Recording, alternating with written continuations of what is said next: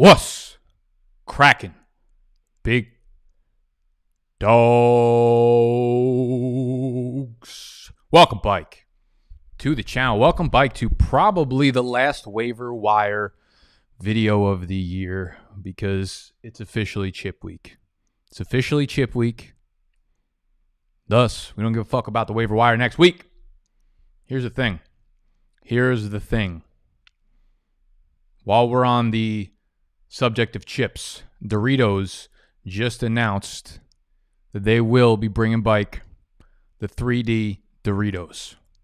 So, welcome, Bike, to the channel. My name is Nicholas. This is BDGE, Big Dogs Gotta Eat Fantasy Football. Welcome, Bike, to the headquarters. If you are here hanging out, that probably means you're in the chip. You're in the chip. Made a few appearances in the big dance. Ain't nothing better. I'll tell you what. Week 15 feels a lot shittier than Week 16. I feel like I have a lot more anxiety in Week 15. It ain't easy to win those semifinal games, man. It ain't fucking easy. It's harder to bring back 3D fucking Doritos, though, and I actually feel like Snacks played a part in that. He, literally harassed them. He called them every single day, harassed the shit out of them, and they're bringing a bike. And they actually quote tweeted him today. If you go look at Snacks on Twitter right now, at Snacks_BDGE, the man literally got quote tweeted by Doritos, and I'm pretty sure he's the reason that they're bringing a bike. Okay? Enough chip talk on the actual chip front. Let's talk championships. Let's talk injuries. Let's talk waiver wires. Let's talk about some heartbreaking losses yesterday. Let's talk about some of the good. We've got a lot to talk about today, okay? Everyone in? Everyone in? We chilling? We chilling? We chilling? What's good? What up, Zach? What up, Jacob? Koenig? Harry? Joe? Kent? Martini B. I like that name. It's got a little swag to it. Can you get Snacks to bring bike shredded chicken at Taco Bell, please? They took away chicken at Taco Bell? Shredded chicken? What kind of fucking move is that? All right. How did Animal do in the Scott Fish Bowl? He's going to end up finishing second. He needed to finish first in points scored in his entire conference, which is 12 people. I believe he's going to finish in second because Derek Carr and Hunter Renfrow both put him up about 0. But I don't even think with a really good quarterback he would have advanced. Came up really fucking close, but didn't get there, unfortunately. Okay, so something to note here. This is a weird week when it comes to schedules because it's the holiday week, right? We got Christmas Eve on Thursday. We got Christmas Day on Friday. So there's no Thursday Night Football. There is, however, a Friday game. There's Minnesota versus the Saints at 4:30 Eastern time on Friday, okay? So be aware. When we're talking about some of these injured players, when we're talking about guys that are questionable, some of them have 2 days fewer, 2 days less. Some of them have a day less because we also have Saturday games, okay? So we got Friday at 4:30 Eastern time. We got 3 Saturday games. I don't know where the fuck they get off throwing 3 Saturday games. They should have done 2 on Friday, 2 on Saturday. They gave us 3 Saturday like it's fucking Thanksgiving in here. I guess there's a lot to be thankful for. We're almost done with 2020. So we have Tampa Bay at Detroit, 1 o'clock. San Fran at Arizona, 4:30. Miami at Las Vegas, 8:30. So again, just plan accordingly. And with the Las Vegas Raiders there, the last team on the schedule, big news here because we have the single highest scoring fantasy quarterback on the waiver wire. He's available on your waiver wire. Yes, we're talking about Marcus Mariota. Right now, fantasy points per game, single highest scoring quarterback in fantasy football right now. Derek Carr's cock fell off. Okay? He's going to be out for a week, maybe 2, maybe more. I don't know. Mariota honestly stepped in and quite possibly played the best half of football that I've ever seen him play, at least dating back to like 2017. And then, unsurprisingly, Twitter started thirsting for him to have like a starting job next year. Like fantasy Twitter like really never fails to be pathetic. Regardless, 17 of 28, 226 through the air, 1 touchdown, 1 interception. Big part of this, of course, is the ground game. Mariota's an athlete, okay? No matter how shitty he's been at quarterback, he's an athlete. 9 rushes, 88 yards, and a tug, which makes him intriguing for fantasy, okay? They get the Dolphins at home week 16. So again, that's a Saturday night game, prime time. Mariota, does he complete the comeback? Does he put together 2 good games in a row on prime time so everybody could see and someone signs him to an egregious contract in the offseason? Wouldn't hate him to be my backup quarterback, honestly, behind like Matt Ryan and the Falcons next year. Wouldn't hate that. However, they are tough on the pass, okay? And actually, I'd have to look at actually, it definitely didn't go the right way after the game against the Patriots. Dolphins' pass defense, okay, are the only team in the entire NFL whose touchdown to interception ratio allowed is tied or in the negative. Actually, I need to check on that right now and see what Cam did yesterday. I don't think Cam threw any picks, but I'm going to get back to that stat because I think it's really telling of how fucking good this defense has actually played through the air. No picks for Cam. So they're still at 16-16. So what I mean by that, allowing touchdowns and interceptions. The touchdown to interception ratio allowed from this Miami defense is 16-16. Every other team in the NFL has allowed more touchdowns than interceptions to their opposing teams. Okay? Maybe Mariota just needed to change the scenery, but I'm also not just about to throw 4.5 years sample size out the window. He will probably end up in my rankings in like the quarterback 15 to 20 range, so probably not a guy you want to stream in your fantasy championship, but he's definitely like usable in Superflex if you are desperate at this point. Let's keep moving down the injuries. James Robinson, here's the big one. Looks like a high ankle sprain. Looks like he's going to miss time. He's very, very, very, very, I'd almost say 100% out for championship week. If you ain't playing fantasy championship weeks, I mean, James Robinson looks like a bust to me. Bust to me. Bust. Bust all you guys that picked him up on free agent. Yannick, if you still have him in Dynasty, I would just drop him at this point. You can't play in the chip week, you're a bust. You're a bust. What's going to happen behind James Robinson? He's basically taken like 1,000% of the running back touches in this bike field. So we don't really know what the fuck's going to happen. On Sunday, Dare Ogunbowale had 2 carries for 17 yards. No other running back touched the ball.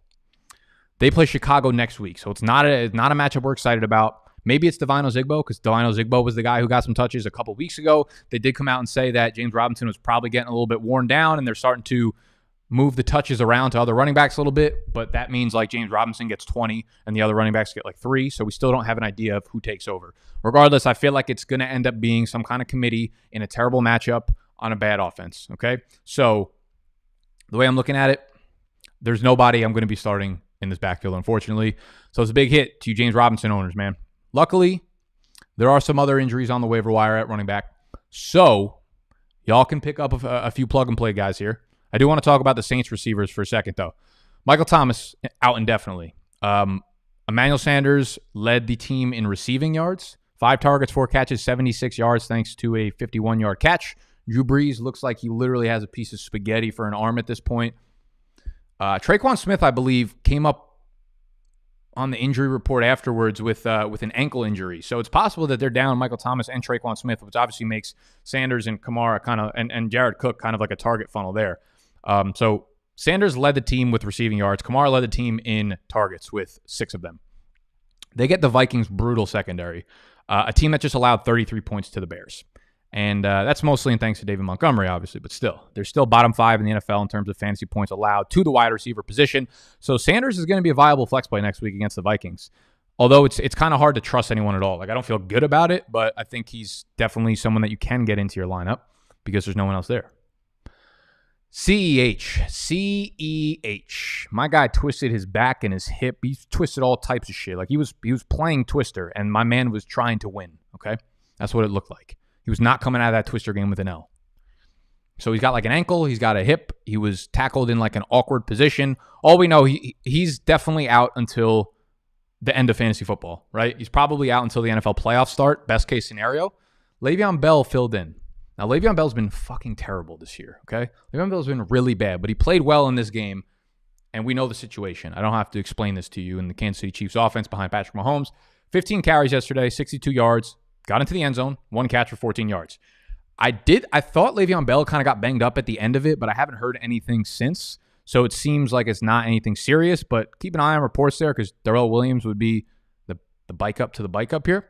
But if Bell's good to go, I think he'll still be a risky running back too, in my opinion, okay? So they play the Falcons next, who are a bad matchup for running backs, but Bell can catch the ball. Though this seems like a game against the Falcons, this seems like Tyreek Hill and Travis Kelce might both catch 6 touchdown passes. This might be a game where Patrick Mahomes goes for 550 yards, 6 deep balls to Tyreek Hill. Travis Kelce finishes with the most receptions in a game by a tight end of all time, 22 for 271, 6 touchdowns. And Le'Veon Bell probably goes like 12 for 34 on the ground. He'll be a risky RB2. He's obviously a priority ad, but I don't think he's locked in as a gorgeous play, man. I just think we know what Le'Veon Bell is at this point. Not a very good running back, but he's going to get some good opportunity in a very good offense. Maybe he falls into the end zone. Maybe not. If he doesn't, we're probably looking at a disappointing day. But you could obviously do worse. You could also do worse than Jeff Wilson, man, because Raheem Mostert re-injured his ankle. Now, Raheem Mostert came into the game coming off of like an ankle sprain that they said he was good to go. He started rolling. I mean, he was like the only dude that was touching the ball in the beginning of that game. And I started Jeff Wilson in the E-Town Get Down matchup, which, yes, I lost. That shit hurts a lot. Snacks beat me by, I want to say 139 to 132. Fucking, it's brutal, man. It's brutal. I don't want to like wear my emotions on my sleeve right now. I don't want to start crying. I don't want to start talking shit to Snacks. I'll wait until we film Fade the Public tomorrow to really start crying and let the tears flow. But he beat me. Beat me fair and square. We need to bring the belt bike to the fucking show, all right? So I'll be rooting for Snacks next week. Even though I fucking hate him. God damn it, Snacks, you piece of shit. Jeff Wilson was in my flex, though. I don't blame Jeff Wilson. He put up like 12 and a half, 13 points, whatever, because Raheem Mostert got hurt, and then it was all Jeff Wilson from there on out.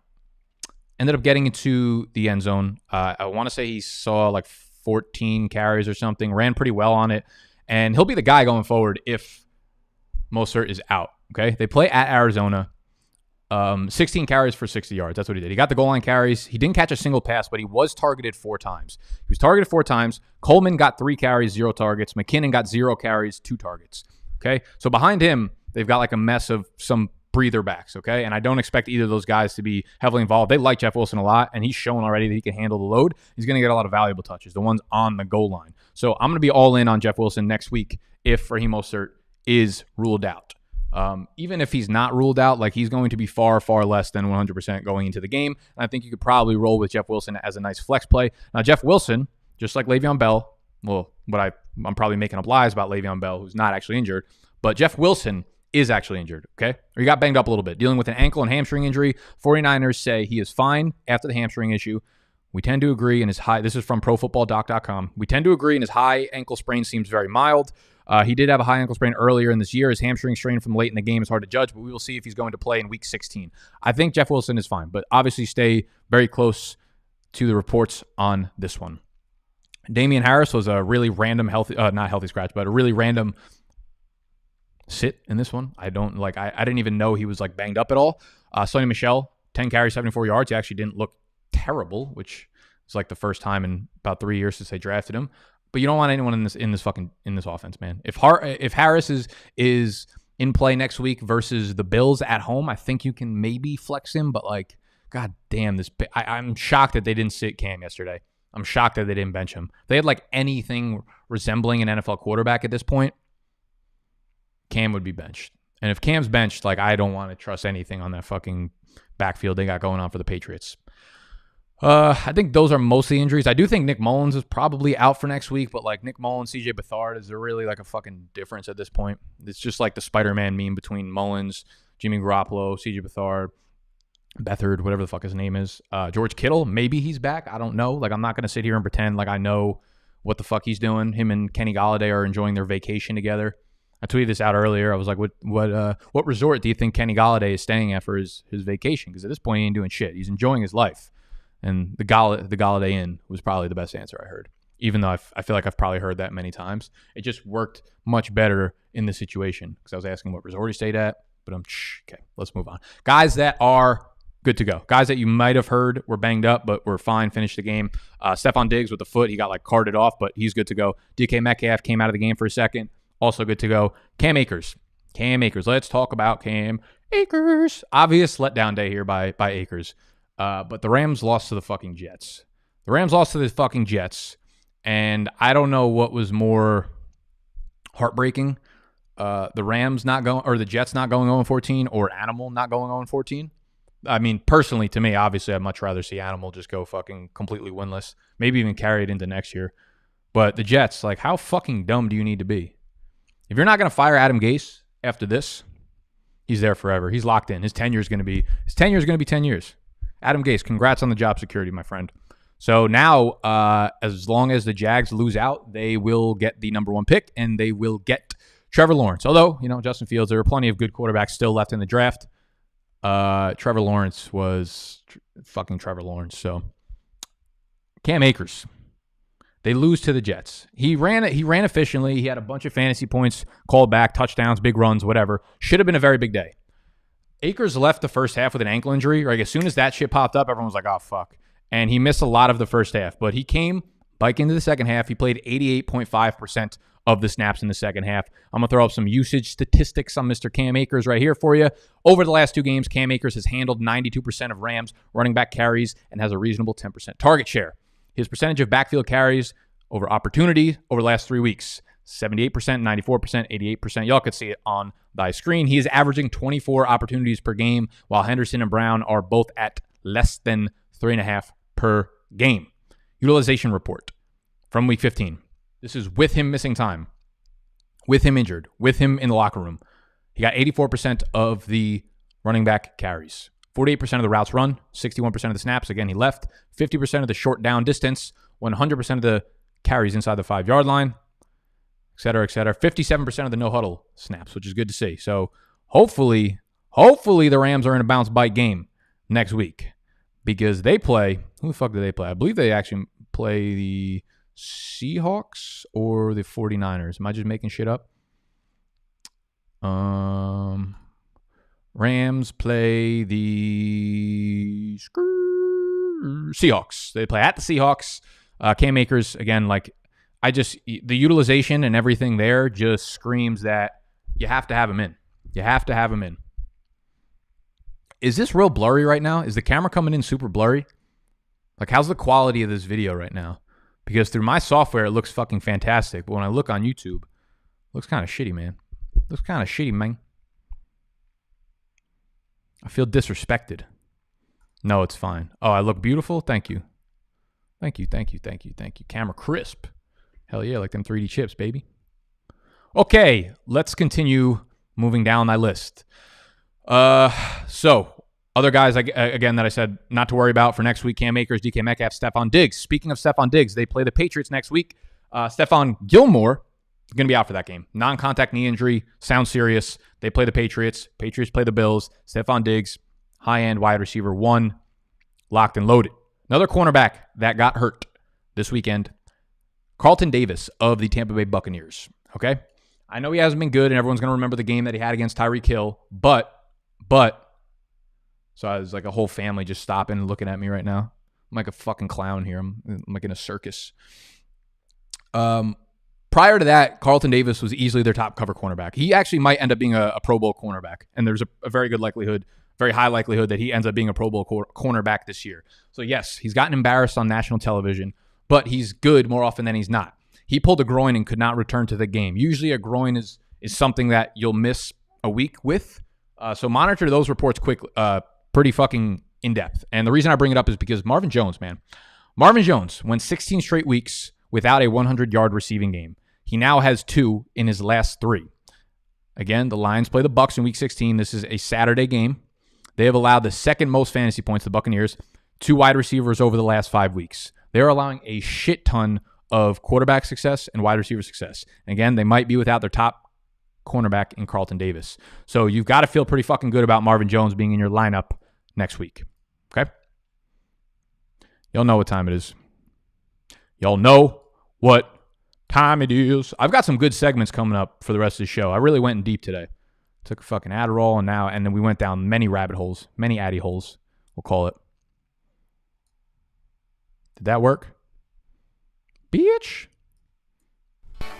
Welcome back, welcome back, welcome back. Welcome back. Salvin Ahmed.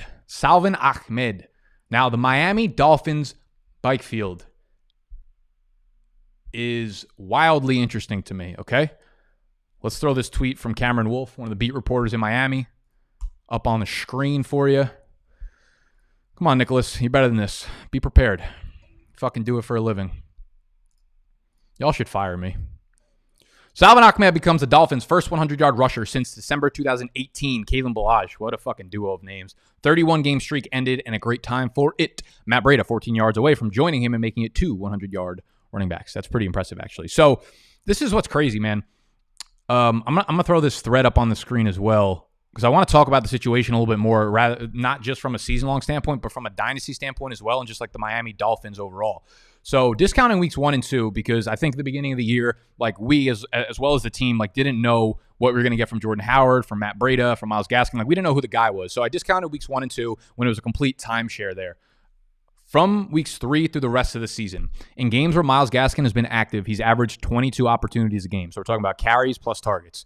He's been fewer than 21 opportunities once. In games that Salvon Ahmed has been active and Gaskin hasn't, he's averaged 18.3 opportunities a game. Fewer than 18 once. So the way I'm looking at this is it's clear that Flores wants to use one stallion, one workhorse, one thoroughbred, taking most of the touches. It's one of the most intriguing storylines of the offseason when it comes to dynasty. And it will be super intriguing when season long rolls around, because whoever is in the backfield taking the touches is probably going to get a very, very hefty workload. This is, at least an average offense. And by next year, they'll probably be above average, if not very, very good. They held off drafting a running back this year, right? A lot of people wanted, J.K. Dobbins or DeAndre Swift to go to Miami because they had a lot of draft capital. It didn't happen. This year, they have 2 firsts, 2 seconds, a third, fourth, and a fifth. So I would be very shocked if within those 7 picks, they didn't come away with one running back. Though, for what it's worth, I think Gaskin and Ahmed have both been really fucking good, and I think they've earned their keep in a sense. I think that they've earned the chance to retain their starting role when either one of them is fucking active. I think both of them have been very good in their own right. However, it does seem like the reason, Jordan Howard was active a couple weeks ago and got like 10, 11 carries over Salvon Ahmed, who was a little banged up, but maybe they want a thumper added into the mix. But what might happen, the upside in dynasty, you want to think about upside when you're talking about dynasty, because guys with huge upside don't come around very often, and situations with huge upside don't come around very often, especially when it comes to running backs. So the way I'm looking at it is this: like, what if Brian Flores ends up being the next like Mike Tomlin, right? Where regardless of which running back is the starting running back, it's not going to be a committee, right? Like the opposite of what they do in Detroit when fucking Matt Patricia was there. DeAndre Swift, stand the fuck up, baby. Darrell Bevel knows what he's doing. He runs with a workhorse. Now we're looking at Miami. Does Brian Flores operate the same way? If the answer is yes, I don't know if the answer is fucking yes. Up to this point in the season, the numbers that I just dropped for you, Myles Gaskin getting 22 opportunities a game, Salvon Ahmed getting 18 to 19 opportunities a game when they're the starter, the evidence points to yes so far. The upside is yes. If that's the case, whoever ends up being the starting running back for the Dolphins is going to have a ton of fucking upside in 2021 and going forward. Are they going to draft a running back? I don't fucking know. Everyone's going to be talking about, this is going to become the narrative, I bet, already. I have a lot of narratives that I'm thinking about that I'm going to start fucking throwing out early in the offseason. So when they start ramping up, this happens every summer. I have a lot of narratives that I run with, and I do them really early, and then I kind of forget, and then I hear them popping up in like July, August. And I'm like, that's fucking nonsense, because it came from the horse's mouth first, okay? This will be one of them. The Dolphins' backfield will be one of, if not the most intriguing dynasty storyline of the offseason. Everyone's going to start mocking Najee Harris there. Everyone's going to start mocking Travis Etienne there, which would be cool. We don't know. We know that they've already drafted 1 year smartly and didn't take a running back early. So they probably have a process there for the rebuild, and it's going really fucking well. And I'd imagine maybe they continue that process smartly. So we probably don't see a top running back fall to Miami or go to Miami, but running backs also drop in draft sometimes, right? Jonathan Taylor, second. A lot of these really, really good running backs, Taylor, Swift, like all these guys are day 2 picks. So I'm really intrigued to see what happens there. From a season-long standpoint for right now for the championship, we don't know what's going on in this backfield because it all depends on Myles Gaskin, right? He's been off the roster because of COVID. He actually had COVID. He tested positive for it, okay? I cannot sit here and say with any clue whether or not Myles Gaskin is going to be biked. He is eligible to return. He can come. He can be in there for week 16, but who knows? And again, so far this year, when it's Gaskin active, it's his backfield. When it's not, it's Ahmed's. This is a 9-5 team fighting for the playoffs. So whoever they think actually gives them the best chance to win, whoever is operating as the best back, whoever's the most healthy, is going to be the one who gets the touches and gets the starting role. Okay?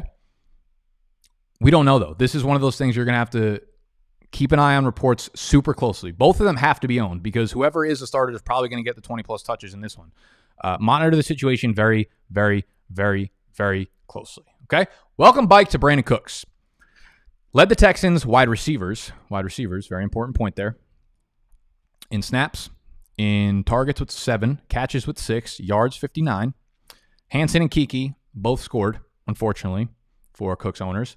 But they get the Bengals next week, who have been surprisingly okay against opposing wide receivers, but I'm not worried about the matchup. I think Cooks can get Blake into your lineup as a flex play. He'll still be Deshaun Watson's number 1 target on the outside. Obviously, I don't feel as comfortable with him because all of these guys are playing well and getting opportunity and stuff like that, but I still think he is the one there. He's obviously not Will Fuller. Rest in peace, Will Fuller. That's where my season went fucking downhill. But staying within the Texans, on the Texans, the absolute GOAT trade, moving DeAndre Hopkins for David Johnson. It's unbelievable that happened. Was that this year? That honestly might have been the worst thing that's happened in 2020.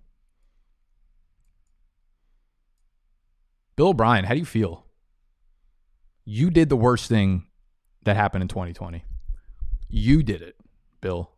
You did it. A different country didn't do it. A doctor didn't do it. A virus didn't do it. It was you, Bill. It was you. I guess it paid off for this game. David Johnson, active, 8 for 27 on the ground. Terrible. What else is fucking new? But 11 targets, 11 catches, 106 yards through the air. There was no Duke Johnson in this one, okay? He was a scratch. He wasn't healthy, obviously. He's not a scratch. I don't know if you can call people who are just hurt a scratch. We're calling him fucking, he was scratched out, okay? They are eliminated from the playoffs, so probably no rush to get Duke Johnson back onto the field. It's still weird that he had 11 targets, 11 catches, considering he had 0 catches over the last 2 games. Again, they play Cincinnati next week, so it's a very good matchup for David Johnson. I feel much more confident seeing what he did in this one without Duke Johnson than I did prior to it. So I think he'll be, a solid RB2 for your lineup. But he's still fucking old-ass David Johnson. I guess welcome back to Leonard Fournette. It was his backfield completely. 45 of 68 snaps. McCoy played 12, and Keyshawn Vaughn played 10. He ran 22 routes to Shady's 10 and Keyshawn Vaughn's 3. He wasn't efficient at all, but he scored twice. And he's getting the goal line work. He's running the most routes. They get the Lions on Saturday, who are just fucking so bad against fantasy running backs, okay? We don't know what Rojo's status is for Week 16. If he is back, I assume he takes over the starting role again. He's got the finger thing going on. He was on the COVID list, so he's got a lot going on. If he is back, I think he takes over the starting role, and I think Marvin Jones will be a nice RB2 play against the Lions. I think Fournette moves to a risky flex play if you want to get cute and be like, oh, this is such a bad defense that they're going against that you could use both running backs. I'm not really about to risk my championship on it. If Rojo misses the game, though, I think Fournette should be pretty much a rock-solid RB2 in week 16 against Detroit, who I think has probably RB1 upside in that one. So I'd get him in your lineups if Rojo is out again. Let's talk about another storyline here that I kind of popped off on Twitter for. Let's talk about drugs, kids. We love them here. Now, let's talk about Tony Pollard. Pops off. Like 31 fantasy points or something. Something Zeke hasn't done, I don't think, since like 2018. 12 for 69, 2 touchdowns on the ground. Catches 6 of 9 targets for 63 yards. This is a real thing. I'm going to throw this up on the screen for you right now. And if I was ready, I wouldn't have to announce that I was doing it because I would have just fucking done it, but I can't figure out how to do it. I'm so dramatic. How y'all doing out there? Hit the fucking thumbs up button, please. It's like clockwork. I got to yell at you guys all the time. I don't like yelling. Ezekiel Elliott's contract expires in 2027. That's real. That's real. Ezekiel Elliott's contract might outlive the next pandemic that we have. Okay. He signed through 2026. It's an absolutely egregious contract, okay? But here's the thing. Okay, we'll start off by saying, obviously, if Zeke is out again next week, Tony Pollard, surefire, starting him up, RB1, no doubt, of course. So that's all I want to talk about for season long. I want to talk about Dynasty, though, for a second, okay? Because as we're getting to the end of the year, we're going to start focusing on off-season things. We're going to start focusing on Dynasty and rookie drafts and things like that. So we need to start looking at it from a different vantage point, okay? I know Mike and Noah have been doing their thing with Dynasty, but don't forget, I fucking dabble, okay? So this is what I'm thinking about with Zeke, and this is going to be unpopular. You're holding him right now. You're going to hold him, okay? Don't sell him for nothing. And here's the reason why. When you look at things that matter in fantasy and things that don't matter, here's how we break this down. Things that matter for fantasy, things that don't matter for fantasy is that you think Tony Pollard is better than Zeke, okay? Things that don't matter, what you and I think about Zeke's contract. Things that do matter, what Dallas plans on doing with Zeke next year. That is the only thing that matters, okay? Again, he is signed through 2026, so he's going to be on Dallas for a long time. They have like an out 3 or 4 years down the road where they could save like $6 million, but that doesn't fucking matter for right now.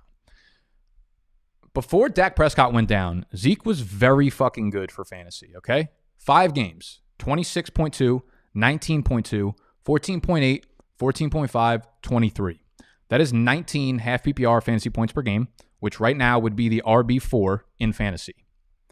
With Dak under center, right, those 5 games, he was on pace for 1,720 yards from scrimmage, 19.2 touchdowns, okay? Last year, he finished with 1,777 yards from scrimmage, 14 touchdowns. The bigger concern, in my opinion, is not of Tony Pollard. Like, Tony Pollard is not going to outright steal Ezekiel Elliott's job. It's the offensive line. They're just not an elite group like they were, and they've dealt with a ton of fucking injuries this year. Almost every key, I know Travis Frederick retired, but every other key piece of that line missed games, if not a significant number of games. And when we dive into the actual numbers here, I made this cute little chart for y'all.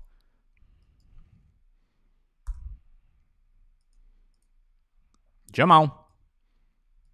The Tony Pollard people must be running this fucking software. They don't want me to put it up. So here are Zeke's numbers last 4 years, including this year, 2020, right? What I wanted to look at was his elusiveness and then the offensive line play to see if, okay, is he far less elusive than he was in previous years? Is he actually getting worse? Is he actually getting slower? Or is it the offensive line? You look at the juke rate, and that is basically Player Profiler's metric for elusiveness. His juke rate this year is higher than it was in 2017. It's just as much as it was in 2019. His PFF elusive rating overall, again, higher than 2017, around where it was in 2018. Like, yards per carry has dipped down. Yards per carry is almost a direct number correlated to the offensive line play. You look at the offensive line play per both Player Profiler and PFF. The Dallas Cowboys offensive line ranks very good every other year. This year, 23rd per Player Profiler, 29th per PFF. The point I'm getting at here is this. If you think Zeke is washed right now, then you always thought he was, because he's not running any better or any worse than he has been for basically the entirety of his career. And people are making Zeke out to be like this 27, 28-year-old washed up veteran. He's 25 years old. He is the same age as Alvin Kamara. He's the same age as Dalvin Cook. He is younger than Derrick Henry. He is younger than Austin Eckler. He is younger than Aaron Jones, than Chris Carson, than James Conner, than Phillip Lindsay. He's not like Todd Gurley, where he has these degenerative knee problems, okay? Where at 25, 26, with the workload that Zeke's had, you'd start to get worried. But he has been, relative to his workload, Zeke has been one of, if not the most durable running backs in the NFL since coming in 2016. I know this is an unpopular take, but next year, they know what you think they're going to give him this type of contract, and then 12 months later be like, we're replacing you with your backup who's on a rookie contract. Not going to happen. Tony Pollard, yes, maybe he earns his way into more touches, and this could just be from a more creative offense, right? One of these wide receivers, something's got to give here. Maybe they move one of the wide receivers in the offseason, and Tony Pollard gets more snaps in the slot or some shit like that, right? He was a weapon at Memphis. Zeke is the game finisher. He's the guy who gets 20-plus carries. He's the guy who gets the goal line carries, okay? 25 years old. He's not 26. He's not 27. He's not 28. That's what 25 means. It means you're not the other fucking numbers, okay? So it's an unpopular take right now, just because Tony Pollard is so good in fantasy when Zeke is off the field. And again, this is not me arguing Zeke versus Tony Pollard, because that's not the way fantasy works. It's the Dallas head coach, the Dallas coaching staff, the Dallas offensive scheme versus fantasy players, okay? What you think about Tony Pollard versus Zeke doesn't matter. Tony Pollard's been fucking awesome. He's been electric. This is not shitting on Tony Pollard whatsoever. He's been one of, if not the most elusive running back since he's came into the league. He's like really, really fucking good. He's almost like the Austin Eckler-ish type in a limited role. But Zeke is still the guy that they're going to fucking thump 20 times a game, okay? He was on pace to have a monster season before Dak went down, before all the offensive line injuries. He did it last year. Like, the wash numbers can easily be attributed to what's going on around the Dallas Cowboys offense overall, okay?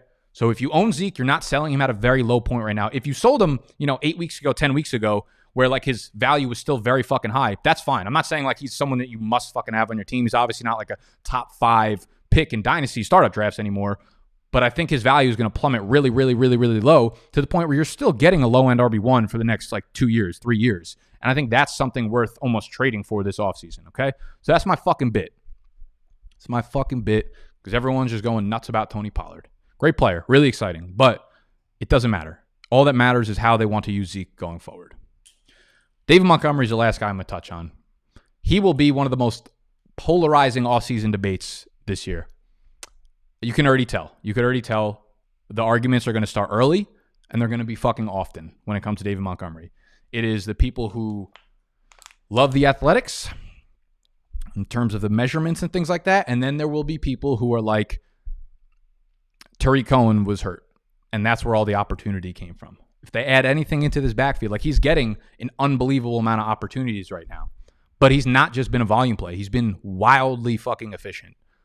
So this is not a take right now on David Montgomery. I haven't really done enough research or watched enough film on him to think whether or not I really like him next year or if I don't like him next year. Because right now he is the RB6 in fantasy on the season, averaging 25 fantasy points per game over the last 4 games. None fewer than 22.8. He is those are legitimate league-winning fantasy numbers. Everyone's like, oh, this guy's going to be this tight end's going to be a league winner. He's averaging like 11 points per game. That's what it takes to get the label of a league winner in the playoffs for tight ends. That doesn't fucking move the needle whatsoever. But 25 fantasy points per game is what wins you championships in the playoffs. 33 touches yesterday, a career high. Just the second time in his career he's had over 25 touches in a game. 29 games, this is the second time he's had over 25 touches. 32 for 146, 2 touchdowns on the ground, catches a pass for 16 yards. And you're like, when is this going to end? When is this fuckery going to end? Now I have to play against DeMont in the championship. They get the Jacksonville Jaguars next week. It's not going to get any better.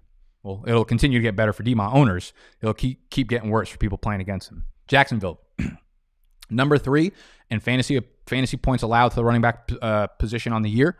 Number 2, fantasy points allowed to running backs over the last 5 weeks. Number 1, fantasy points allowed to the running back over the last 3 weeks. On paper, you're going to win your league's paper if you have DeMont, okay? From weeks 1 through 11, Chicago had the single highest pass-to-run ratio in the NFL. They were passing the ball on 66% of their plays. Number 1 in the NFL. Mitch Trubisky, when he took Mike over the job in week 12, that number has dropped all the way down to 56%, which is bottom 10 in the NFL. So they went from a pass-heavy team to a run-heavy team. Obviously, that is a small sample size. It's only 4 games. So a game like yesterday where David Montgomery runs the ball 30 whatever times, that's going to skew it a little bit. But still, you could see the offensive shift a little bit, and they're starting to trust David Montgomery more and more. Getting into the winter, they don't trust their quarterbacks, obviously. Mitch has thrown the ball like 22 times a game since he's come Mike over as a starter. Which is pretty obvious what they're trying to do. They are 7.5-point favorites against Jacksonville next week. Good game script. David Montgomery to the motherfucking moon. Woo! What's good, people? What the fuck is good? All right. Let's take some questions. Who will be better? I like this question, ambiguity. I'm starting to think about Dynasty already. I wanted to start on my 2021 draft rankings just to see where I liked guys, but they don't have them available yet. Who will be the better running back in 2021? Swift, CEH, Dobbins, or Jacobs? I think that Swift and Dobbins will be the highest drafted of the 4.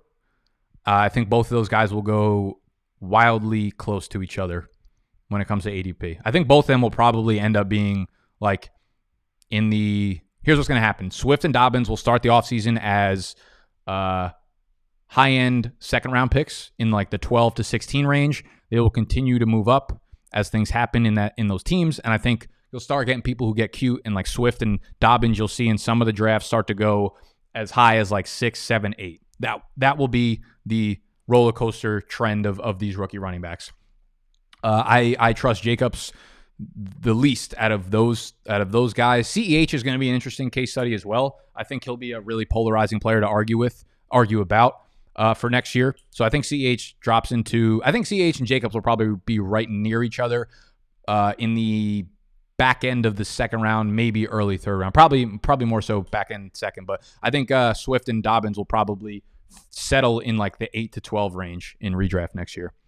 Maybe a little bit lower, given that I guess wide receivers will probably be in the way there, but skirt.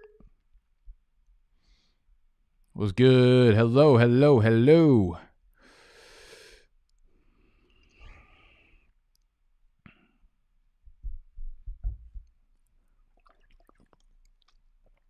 I'm thirsty. I'm sweaty. I got a heat patch on my fucking bike right now.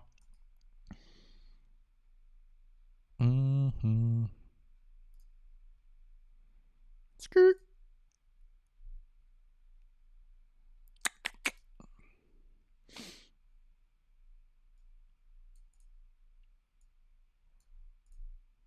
Let's see.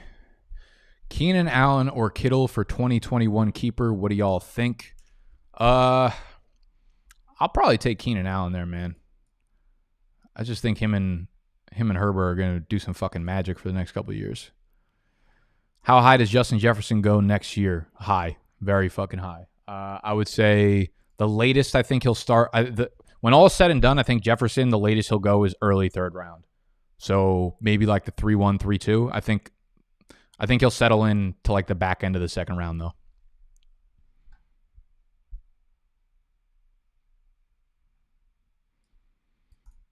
Thoughts on Miles Sanders this week? Yeah, listen, you fucking put him back into your lineup. It's the Cowboys. The opportunities were there. The guy just can't get in the fucking end zone. He gets stuff on the goal line like 72 times. Every time they get on the 2 or 1 yard line, they have a penalty that moves them back to the 7. Just a couple unlucky breaks. Still getting an unbelievable amount of work. Wish they would throw the fucking ball to him more. It's like, oh, first drive of the game. Let's just throw him a little screen pass, 26 yards. Let's never target him again. Love that.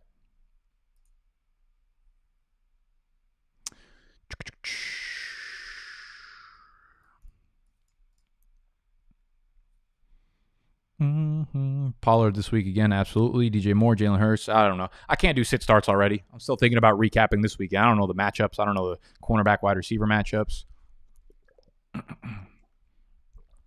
Where would you draft Ridley in a startup next year? Ridley is going to be an interesting case too, and Ridley I think should be a very fucking high pick. Ridley should be a very high pick because he proved how good he'll be without Julio. Like a lot of players, not necessarily fall off, but they don't get stronger when their top wide receiver goes out. Calvin Ridley like elevates his game to an elite fantasy wide receiver status. In games when Julio's not playing, like Calvin Ridley is so fucking good. You just basically plug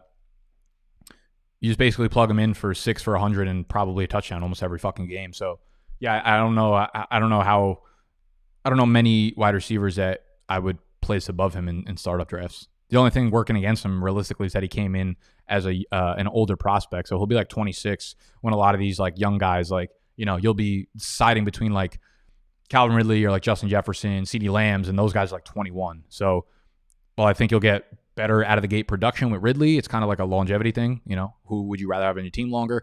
But I've started to come more around to the fact that like, just give me the production that we know is going to be there for 2 or 3 years rather than just like betting on hopeful ceiling. We already have we're at the ceiling. We've climbed the fucking ladder. We're not at the bottom of it.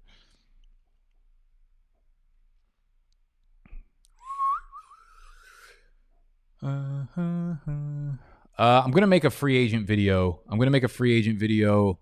Once the season ends. Once like week 16 wraps up. When week 16 wraps up, I'm going to start doing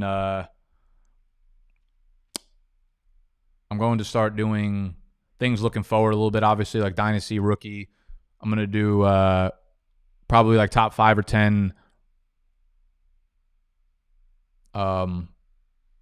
free agents for fantasy this upcoming offseason. Like Chris Godwin's obviously a free agent. A lot of guys that are free agents that will make a big impact. So stay tuned for that.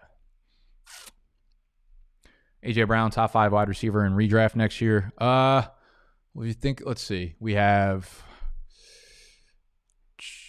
We have Devontae Adams. We have Tyreek Hill. We have. I would think AJ Brown like has to be up there. I think like DK, depending on like Julio Calvin situation, DeAndre, he might not sneak into the top 5. Just because I feel like people are still going to be more comfortable with like Stephon Diggs, his target totals, DeAndre Hopkins. Yeah, I would say AJ Brown's going to end up being like a ridiculous value as like the 7th or 8th wide receiver off the board. Like Tyreek Hill, Devontae Adams, DK Metcalf, Calvin Ridley, D-Hop, Stephon Diggs, AJ Brown is in that tier, Keenan Allen in that tier. Like a lot of guys that have wild upside. Next year's redraft is going to be fun. It's going to be fun. Things swung back into favor of wide receivers. I'm going to clip that. I remember I talked about a lot of it this offseason where I was like, there was 25 wide receivers that finished with 1,000 yards last year, and that's the highest number since like 1970. So everyone thinks it's a really deep wide receiver group with no high-end talent, and everyone's going for running backs. And then this year, things, the market always evens itself out. So we're going to get some more high-end talent at wide receiver going into next year's draft, and that's when running backs will be at really good value. This year, like the strategy was to get your running backs early and often, but it was really hard because everybody was doing that. Next year, what's going to happen is all the wide receivers are going to move up in drafts because they're coming off a big year. Running backs' value are going to be plummeted a little bit, and I think we run that fucking strategy right back with much better value in our drafts. Do you know what I'm saying? Do you know what I'm saying?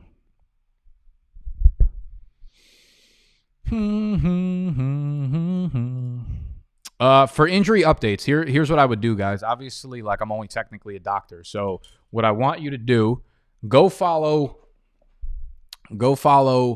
the Fantasy Doctors on YouTube. They're literally putting out like on-the-minute live injury videos when shit happens. So they'll give you like a 1 to 2 minute breakdown of what happened, what they think, how serious it is. So the Fantasy Doctors on YouTube. You could also always go over to profootballdoc.com. It's Dr. Chow, who was like the Chargers doctor for a while. He does a lot of content now. So I would just like bookmark profootballdoc.com. I think as long as you sign up with an email, it's free and you can get all of his injury statuses for that. And then follow some other guys on Twitter that do like the doctor update shit. So Fantasy Doctors, profootballdoc.com. Those are obviously the best sources to stay up to date with. Like obviously I try to feed y'all as the middleman, but I only get my information from them. Once my practice is up and running and I'm treating these athletes personally one-on-one, y'all will have the inside scoop from me. Okay. C-Mac coming bike this week. I have no fucking idea. My gut feeling is no. My gut feeling is no. Unfortunately. But I have no fucking idea. No idea. Dr. Moore spits out videos like they're raising oatmeal cookies. That's pretty funny. It's a good line. Yeah, that guy's out of control. Like literally no one works harder. And it's good. I'm fucking happy for him. I'm like, it's paid off. I know he was like a little upset last year in the last 2 years how hard he was working and like not really seeing growth, but now they kind of popped off.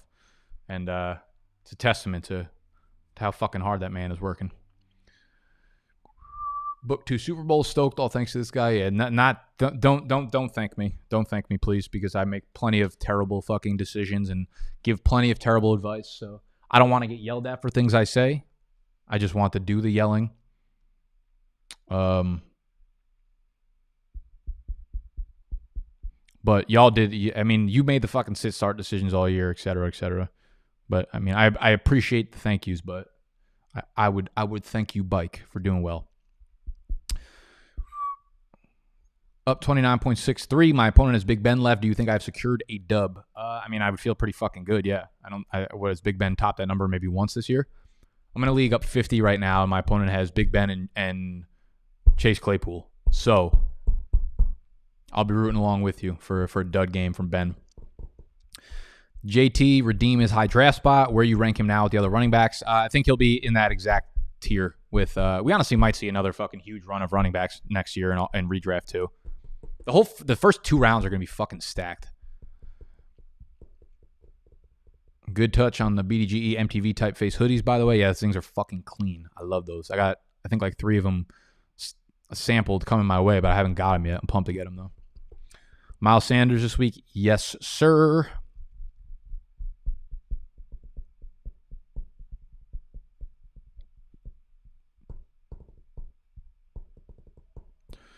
All right. I am out of here. I'm out of here for the last and final waiver. Any of y'all play in week 17? Any of you guys have championships in week 17? Like, I feel like kind of a fraud for like not doing week 17 because like I've done everything from the spring through week 16. And then I just stop because I'm just like, fuck this noise. I just figure no one does. Me. Oh, a lot of people do, huh? Mr. Yang, look at Zayman. I have championship week 17. I got one in a bar league. I do. Shit. The 2-week ship. So, yeah, okay. Maybe I'll roll back on here for a quick little week 17 waiver wire recap then. We'll see how it goes. We'll see if I go out on Saturday and I get, like, if I'm hungover, you probably ain't going to get shit from me on Monday. Maybe it'll come Tuesday. I don't know.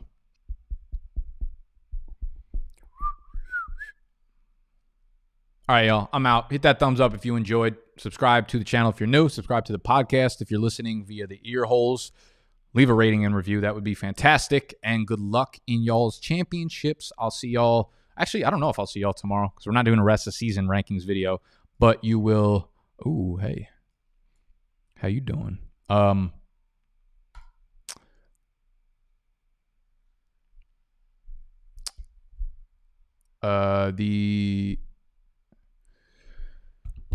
The rest of season rankings or this week's rankings, y'all can obviously find on Patreon, patreon.com/BDGE. You'll get access to the weekly live streams that we do on Saturday.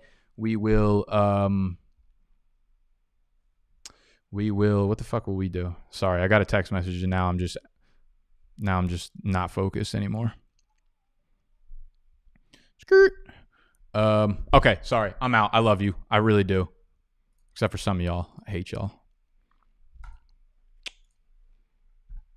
How do I even end this fucking thing? I'm a mess.